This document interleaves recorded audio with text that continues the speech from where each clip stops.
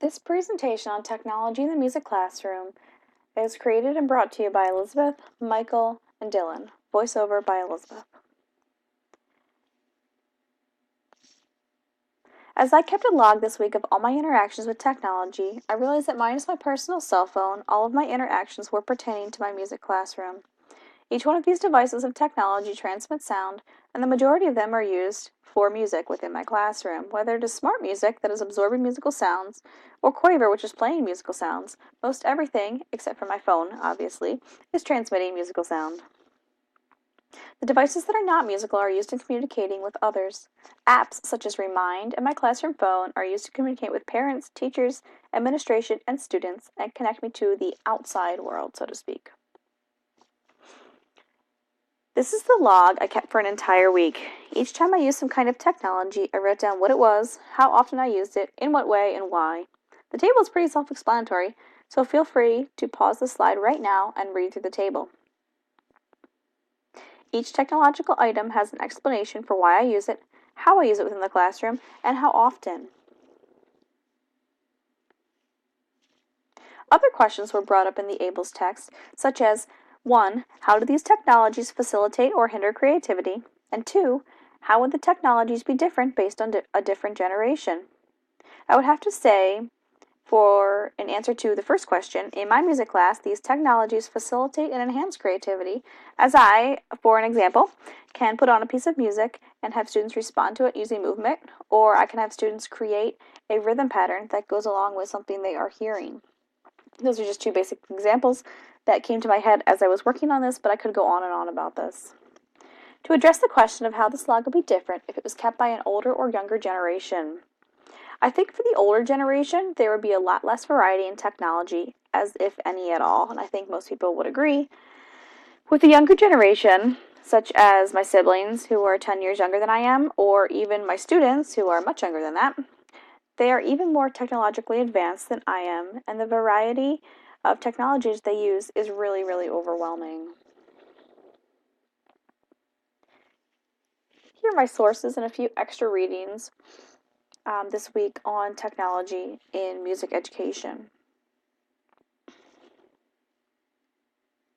Mike's technology use was a bit of a mix between personal and professional use. All but two of them are capable of transmitting sound in some way, shape, or form, and music is the primary form of audio being recorded and played back. The kinds of technology he used are split into three categories. The first group is hardware.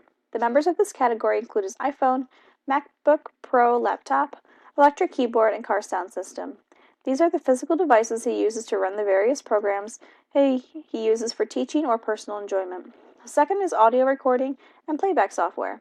This category is comprised of YouTube, GarageBand, iPhone, audio recording, and Novelight. This type of software is designed to either record audio for himself and his students and or playback audio for himself and his students to listen to. The third and final is programs that record and transmit electronic documents. This category is made up of Google Docs and email.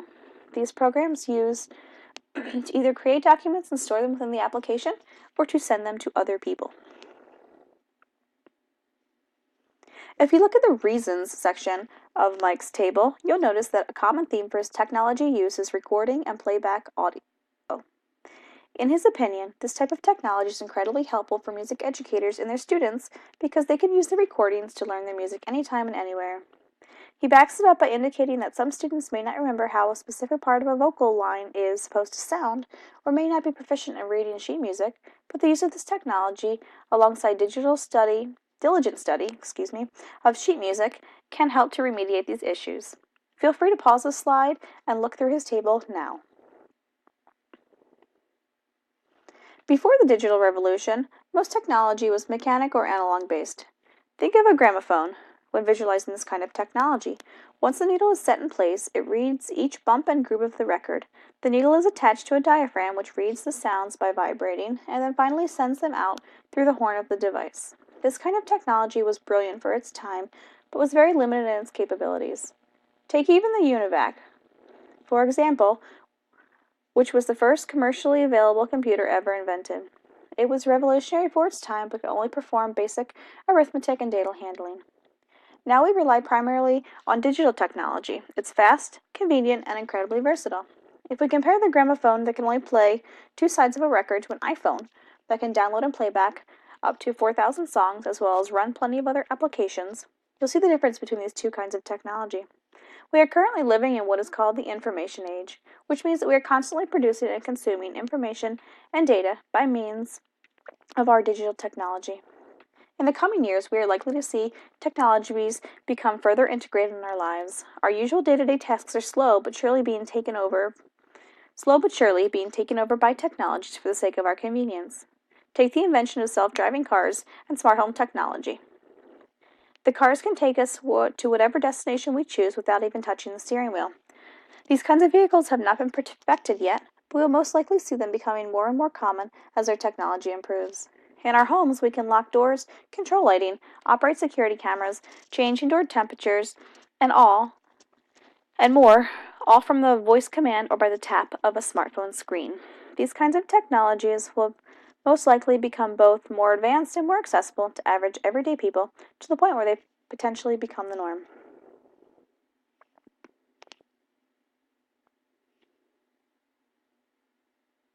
Dylan's technology use was almost completely based on what he uses primarily in classroom settings. About half are intended to record or emit music and sounds for use in rehearsals, studio lessons, and classrooms involving the use of audio.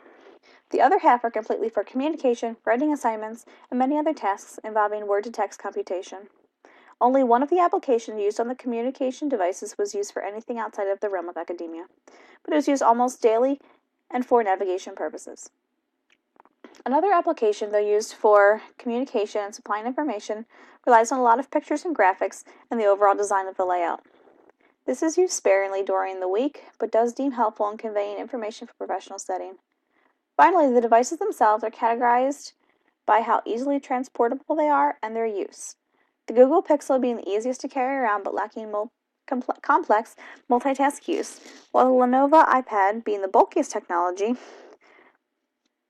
but easily being able to do the complex multitask devices.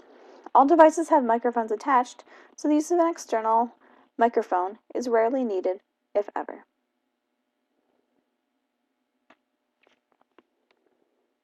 Dylan's table is a bit unorganized, his words, not mine, but consists of hardware he uses. The ridiculous amount of communication and recording program used in not only his music classes, but also in day-to-day communication with individuals and the various programs he uses to study and complete assignments. In establishing his technology log, Dylan thought of and recorded every scenario where he picked up or used any of his electronic devices for anything more than leisure activities. Otherwise, the list would be a lot longer and a bit inconsistent for what this project aims to inform. In the reasons section, Dylan provides an explanation of his use of said technology, along with clarifying the necessity for why it is useful at that moment. Please feel free to pause and read through everything.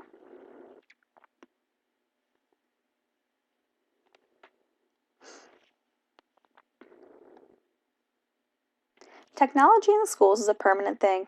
It is going to happen whether we as teachers like it or not. It is important to find times to step away from technology, either in the music class, especially in the music classroom, but we also must embrace technology as a way to develop and drive our curriculum instruction forward. Many may view the use of tablets and phones as not only a hindrance to music, but in reality, when we use it properly, it can increase the quality of not only the performance and practice of music, but also the presentation. Explaining theories and concept of music can be draining and leave the students bored and tired. When YouTube and programs like Quaver are integrated into the general music classroom, this can enhance the curriculum and provide real-life examples or problems that engage the students in action. An example are the use of boom whackers in 2nd and 3rd grade class.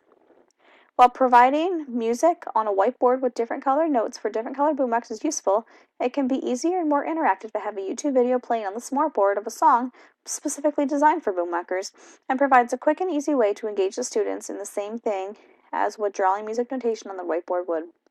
With the use of Google Docs, lesson journals, and audio recordings, you are providing yourself and the students with a collaborative communication where the student can provide what they are doing each day in their lesson, and you, the teacher, can update them with tips and tricks on how to improve, with the goal being that the student will have perfected the notes you have been going over with them and provide some more student engagement next time in the next lesson versus you having to go over something again.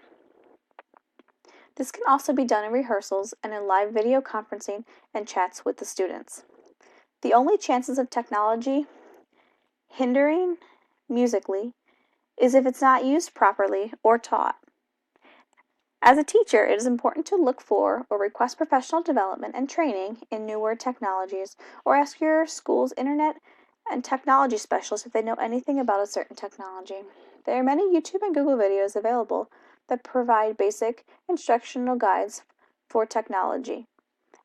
And through Google search, there are many blogs and forums that explain what kinds of technologies have been valuable for increasing student engagement. It also helps to ask other local music educators and general educators in your area about how they are integrating new technology into their classrooms and what advantages and or disadvantages they have found to these advancements. A very reliable source is a local college or university. Generally, for low cost or for free, they will provide resources as to what new teachers, trends, and resources are helpful.